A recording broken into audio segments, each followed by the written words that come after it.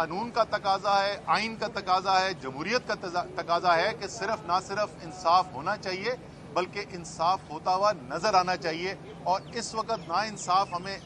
نظر آ رہا ہے، نہ ہوتا ہوا نظر آ رہا ہے۔ تو اسی لیے یہ اپیل فائل کی جا رہی ہے۔ کیس کچھ اور ہوتا ہے، اس میں آنریبل جج صاحب جو ہیں، جو پریئر میں جو مانگا بھی نہیں گیا ہوتا، وہ اس کے بھی بڑھ کے فیصلے کر دیتے ہیں۔ تو ایک تو یہ چیز بڑی آج بتانا ضروری تھی، تحریک انصاف وہ واحد سیاسی پارٹی ہے، واحد بڑی سیاسی پارٹی ہے جو انتہائی شفاف طریقے سے ایک عام پاکستانی سے، وہ جو پاکستان میں رہتے ہیں اور وہ جو پاکستان کے باہر رہتے ہیں، پاکستانیوں سے، عام شہریوں سے پیسہ اکٹھا کر کے اپنا سیاسی پارٹی چلاتی ہے۔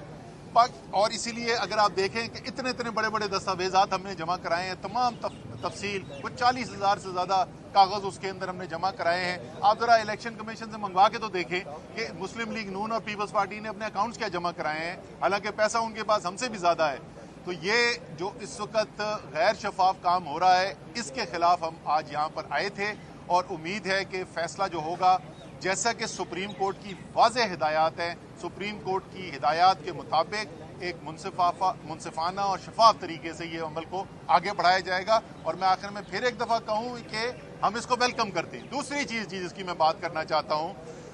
آج صبح سنا ہے کہ مفتاح اسماعیل صاحب نے بڑا گلہ کیا ہے کہ معیشت کے تو بڑے برے حالات ہیں، لیکن اسد عمر کہہ رہے ہیں کہ معیشت اچھی ہے۔ انہوں نے کہا ریکارڈ خسارہ ہو گیا، اور اس ریکارڈ خسارے کے باوجود وہ کیسے کہہ رہے ہیں اسد عمر کی معیشت کی حالت اچھی ہے۔ تو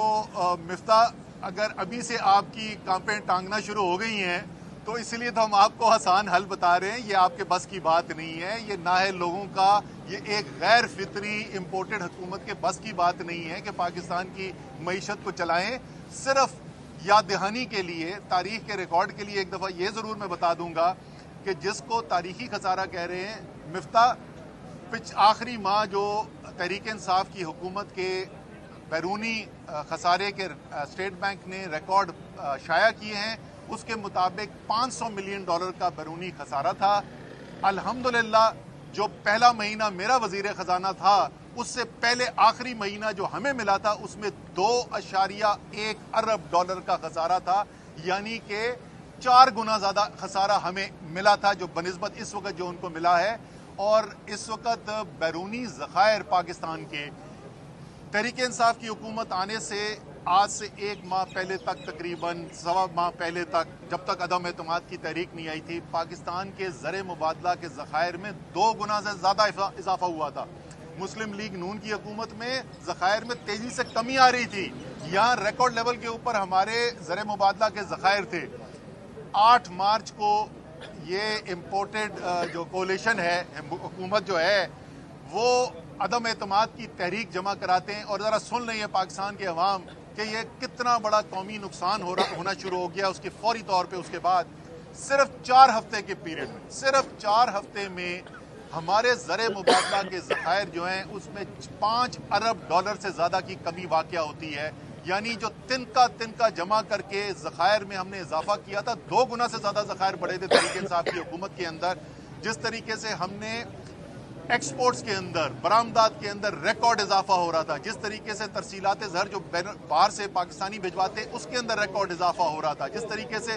ریکارڈ فصلیں ہو رہی تھی ہماری زراعت کے اندر، جس طریقے سے بڑی صنعتوں کے اندر اضافہ ہو رہا تھا، ان تمام چیزوں سے 2 گنا سے زیادہ کا اضافہ ہوا ہمارے زر مبادلہ کے ذخائر میں۔ اور یہ تنکا جوڑ کے صبح سے رات تک محنت کر کے جو کام کیا گیا تھا، صرف 4 ہفتے کے اندر تحریک عدم اعتماد جمع ہونے کے بعد 1/4 پاکستان کے ریزرو جو ہیں وہ خالی ہو چکے تھے۔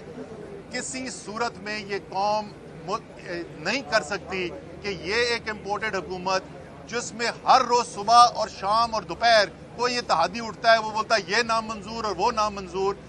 یہ حکومت نہیں چل سکتی۔ آپ نے دیکھ لیا ہے کہ چند ہفتوں کے اندر جو پاکستان کی معیشت کو شدید نقصان پہنچا ہے۔ اس لیے ایک دفعہ پھر ہم یہ کہیں گے کہ اگر آپ واقعی جمہوریت میں یقین رکھتے ہیں، اگر آپ واقعی پاکستان کے عوام کی طاقت میں یقین رکھتے ہیں، تو آئیں عوام کے پاس چلتے ہیں، پاکستان کے عوام کو فیصلہ کرنے دیں۔ بہت بہت شکریہ۔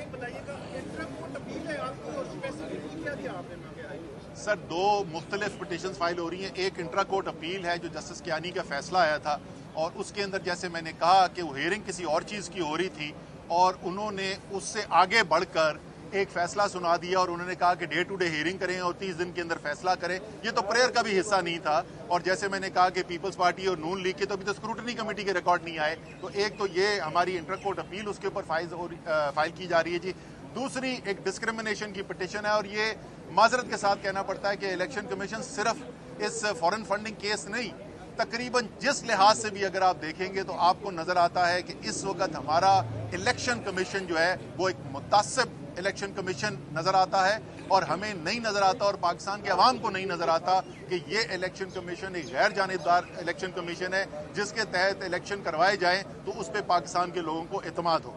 सर, ये कुछ आपको वीडियोस भी आ रही है, इमरान खान साहब भी उस वक्त शेर मजारी साहब भी कहती थी कि बहुत गैर जानिबदार चीफ इलेक्शन कमीशन की तैनाती की गई है। अब आप कह रहे हैं कि एक मुतासिब इलेक्शन कमीशन है, ये कैसे आ गया? सर, ये जो है जिस तरीके जब वो वीडियोस हैं जिस वक्त अपॉइंटमेंट की गई थी, और अगर किसी को शक था कि इमरान खान उस वक्त सच बोल रहे हैं तो अब तो शक खत्म हो जाना चाहिए। आम तौर पे तो अपने बंदे लगाए जाते हैं जो आपके लिए काम करें, और इसी तरीके से पाकिस्तान के इदारों को तबाह किया गया है कि अपने बंदे लगा लगा के हमने इदारों की जड़ें काट दी। इमरान खान नहीं चाहता था कि उनका कोई अपना बंदा हो, वो चाहते थे कि एक गैर जानिबदार इलेक्शन कमीशन हो, एक गैर जानिबदार चीफ इलेक्शन कमिश्नर हो, इसलिए उन्होंने तैनाती की थी। उन्होंने कोई अपनी पार्टी की बायस देख के नहीं की थी, लेकिन उसके बाद मुतवातिर जो फैसले हमें देखने में नजर आते रहे, जिस तरीके का रवैया हमें देखने में नजर आता रहा, जिसका भी मैंने पहले भी जिक्र किया था, उससे हम इस नतीजे पे पहुंचे कि ये इलेक्शन कमीशन अब एक गैर जानिबदार इलेक्शन कमीशन नहीं रहा। सर, ऐसा क्यों है कि गवर्नमेंट जाने के बाद ही सारे इदारे मुतनाज़ होते चले जा रहे हैं? जैसे सुप्रीम कोर्ट पर भी आप देखें, आपके सोशल मीडिया ट्रोलर्स की जानिब से नजरसराई की जा रही है, अब इलेक्शन कमीशन के खिलाफ भी इस तरह की बातें सामने आ रही हैं। तो आपको नहीं लगता ये इदारे हमारे हैं, ये गवर्नमेंट्स तो आती जाती रहती हैं, इस तरह का अगर हम मूड बनाएंगे अपनी आवाम का अपने इदारों के हवाले से तो कैसे चलेगा? अगर कैसे एतमाद करेंगे लोग अपने इदारों पर? पहली बात तो ये कि ये जो इलेक्शन कमीशन के बारे में हम एतराज़ात उठा रहे, ये कोई पिछले एक हफ्ते की पैदावार नहीं है। ये एतराज़ात आप हमसे पिछले कई माह से सुनते रहे हैं। जिस वक्त हुकूमत थी उस वक्त भी यही आप एतराज़ात सुनते रहे हैं, और चाहे वो फॉरेन फंडिंग केस हो, उसके अंदर भी आपको पहले बताया कि किस तरीके से न सिर्फ अवामी लेवल के ऊपर बल्कि कोर्ट्स के अंदर भी हम इस बात को उठाते रहे हैं, इलेक्शन कमीशन के अंदर भी इस बात को उठाते रहे हैं। जहाँ तक सुप्रीम कोर्ट का ताल्लुक है, सुप्रीम कोर्ट का बड़ी इज्जत है। हमने तो आज तक ना कोयटा बेंच बनाकर सुप्रीम कोर्ट के चीफ जस्टिस को हटाने की कोई साजिश की, ना हमने गुंडे भेजकर सुप्रीम कोर्ट के ऊपर हमला कराया। हम तो जो सुप्रीम कोर्ट के अदलिया के फैसले होते हैं उनको मनोवन कबूल करते हैं, लेकिन ये आइन का हिस्सा है कि अगर कोई फैसला किया जाए जिसके ऊपर आपके ख्याल में तनकीद बनती है, आपके ख्याल में उससे आप इत्तफाक नहीं करते, तो ये मेरा आईनी हक है। इससे इदारे कमज़ोर नहीं होते। आखिरकार जो फैसले कर रहे हैं वो फैसले जो है वो अवाम के सामने जा रहे हैं, और अवाम ये हक रखते हैं कि वो अपनी राय का इजहार कर सकें। जो सवाल इस वक्त इमरान खान साहब ने पिछले जलसे के अंदर चेयरमैन पीटीआई ने पूछा था, मेरे ख्याल में वो सवाल जो है वो तकरीबन तमाम पाकिस्तानी के जहन में है। क्या आपके जहन में ये सवाल नहीं उठा था कि लोग 20-20 साल गरीब जो है वो एड़ियां रगड़ता रहता है और उसको इंसाफ नहीं मिलता, और ताकतवर के लिए रात के 12 बजे कोर्ट खुल जाता है? सवाल तो बनता है, सवाल पूछने से इतनी परेशानी तो नहीं होनी।